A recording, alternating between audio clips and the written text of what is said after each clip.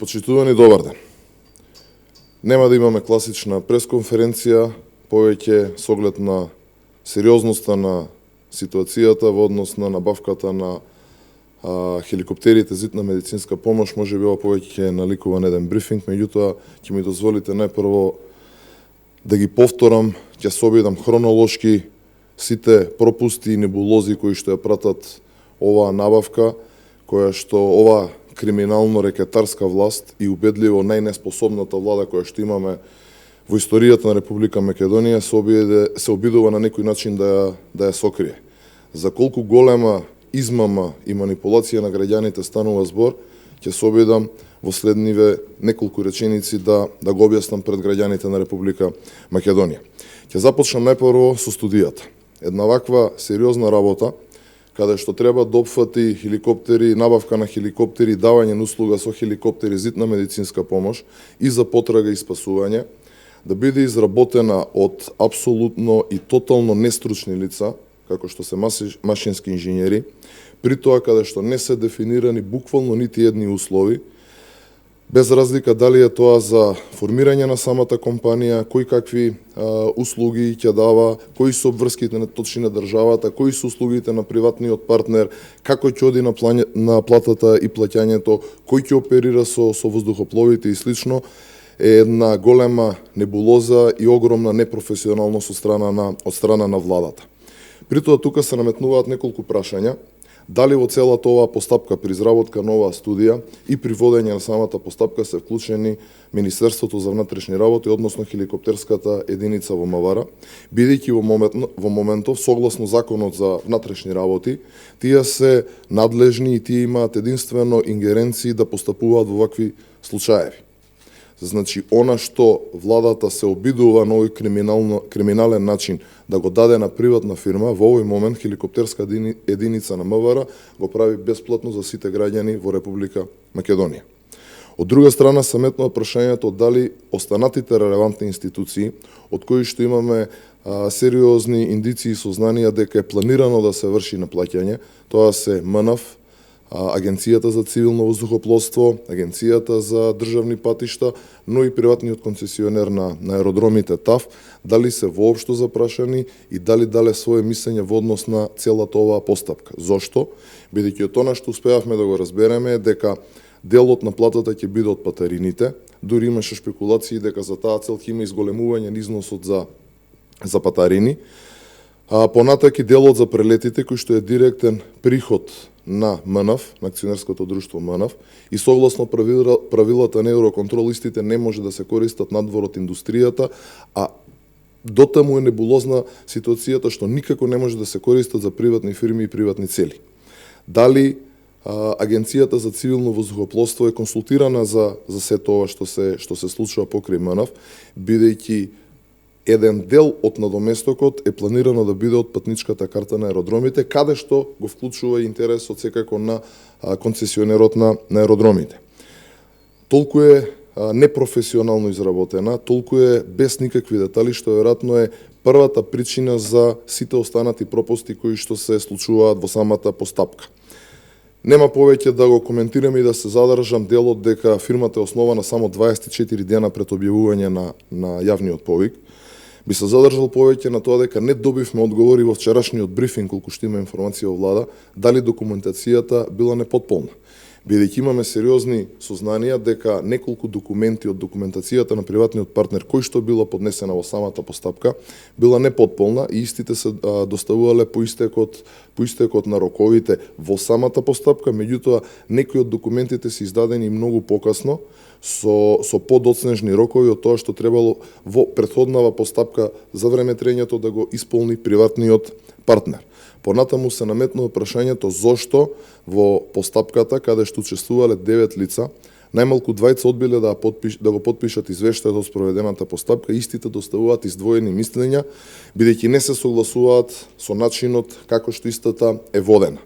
За да биде поголема небулозата, е тоа што овие две издвоени мислења од членовите на комисијата од различни државни институции се класифицирани, за да не може јавноста да дојде до нив и да види всушност зашто имале забелешки членовите на комисијата, што, да бидам искрен, после речи си 15 години работа во администрација во минатото, прв пат се соочувам да се класифицираат податоци, односно документација, при спроведување на постапка за набавка, односно концесија или јавно-приватно партнерство, особено во овој дел кој се однесува на водењето на постапката. Следната работа, можеби и најголемата манипулација и измама кон граѓаните, што е поврзана со финансискиот модел. Од она што вчера имавме прилика да го слушнеме, приватниот партнер треба да вложи за периодот од 8 години 72 милиони евра.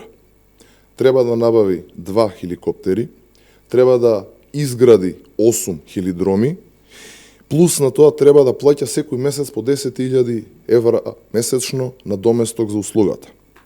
Од друга страна, му даваме на располагање да го користи центарот за обука на пилоти. Никаде не е објаснето и никаде не е кажано зошто го правиме тоа и која е потребата на приватниот партнер да го користи центарот за обука на пилоти. А истовремено приватниот партнер ќе има право да врши наплата од осигурањето на странските туристи и да врши наплата во однос на, како што успеавме вчера да го разбереме, рашковски, моторџии, скијачи, падобранци и слично. Навистина не можам да разберам економската логика, па и логиката на водење на една ваква постапка за јавно-приватно партнерство со ова што досега го знаеме и е кажано. Бидејќи финансиска логика нема никаква. Ќе повторам уште еднаш, да вложите 72 милиони евра, да купите 2 хеликоптери, да изградите 8 хелидроми, да плаќате 10.000 евра месечно, а при тоа да не можете да остварите ама никаков профит од сето тоа, нема апсолутно никаква логика. Од друга страна, кога се склучува договор за јавно-приватно партнерство или кога се дава нешто на концесија, интерес во тоа, за да се пристапи кон такво нешто, треба да имаат и двете страни, односно во случајов и државата и приватниот партнер.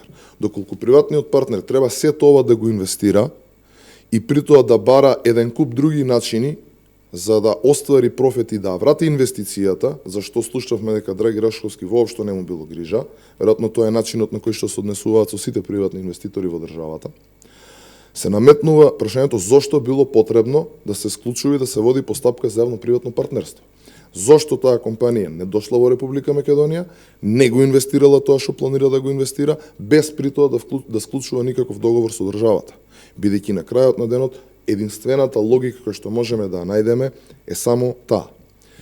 Би сакал и да се задржам на кратко на еден друг дел, тоа е повеќе или помалку оперативниот дел.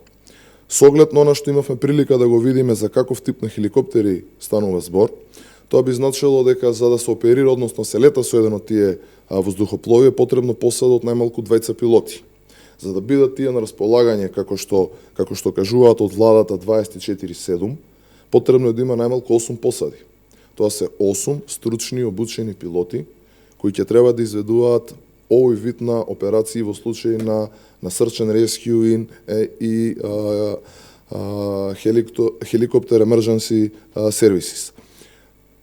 Од друга страна, истиот овој персонал се наведува дека треба да биде превземен од армијата и полицијата.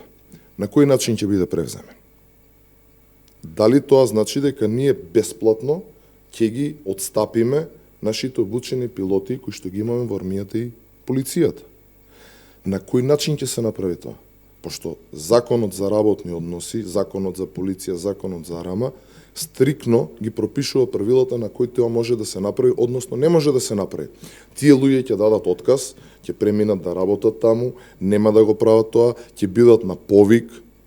Значи, многу несериозен, дилетантски и ематерски е пристапот во оваа постапка. Ќе напоменам само уште една работа и тука ќе завршам. Во последните 2 години во Република Македонија вкупно САР и ХЕМС операции се изведени 20. 16 во минатата година и 4 во претходната година.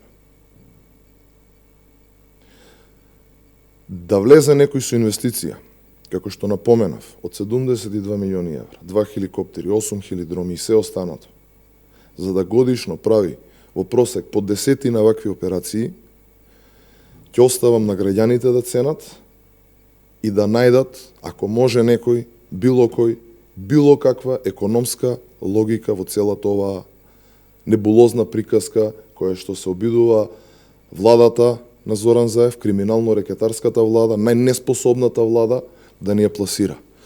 Ова е уште еден класичен начин на владата во заминување да проба да испумпа пари од државата. Ви благодарам, повелете прашање. Вчера Рашковски на брифингот рече дека, цитирам, Центарот за обука на пилоти не е во никаква корелација со ова јавно-приватно партнерство. И додаде дека, според него, ова е ремек дело за државата. Навистина е така? Видете, јас се согласувам, можеби дека ова е ремек дело во однос на како тоа се планира да се украдат пари од државата. Во тој дел можеби е ремек дело. Меѓутоа, доколку видиме како до сега тече целата постапка, мислам дека е далеко дури и од ремек дело во крадење. Центарот за обука на пилоти, не го измисливме ние да го спомнуваме тука. Значи, истиот е наведен во тендерската документација, односно во студијата, дека треба да им се отстапи. Зошто? Не знаеме. Вредноста на тој центар, на хангарите и на опремата, 10 милиони евра. Зошто би им го отстапиле? Што би правиле они таму? Би обучувале пилоти? Колку би платиле за тоа? Значи, целата постапка е пропратена со многу нејасноти. Нема еден дел во низе каде што е јасен. Еве, бевте вие како новинари вчера на брифинг во владата со Рашковски. Дали после тој брифинг има барем една работа која што на сите нас не појасна? Од текстовите кои ги видов после тој брифинг, само поголема енигма и поголема збунетост предизвика. Бидејќи апсолутно не се знае ништо кој каква обврска има, кој што ќе прави, зошто воопшто беше потребно вакво нешто, нови начин да се прави. Тотално уште еднаш ќе повторам, дилетантски и непрофесионално. Останати прашања?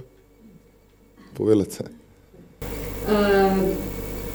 Предпладнево премиерот Заев даде уште една изјава во однос на преговорите, разговорите за нов изборен модел, од која што може да се заклучи дека СДСМ не се откажуваат од намерата да има нов изборен модел, па дури за предстојните предвремени избори.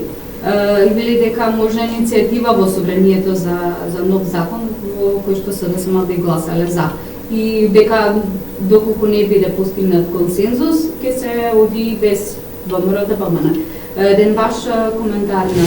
Видете, мојот коментар и го дадов и во текот на вчерашниот ден.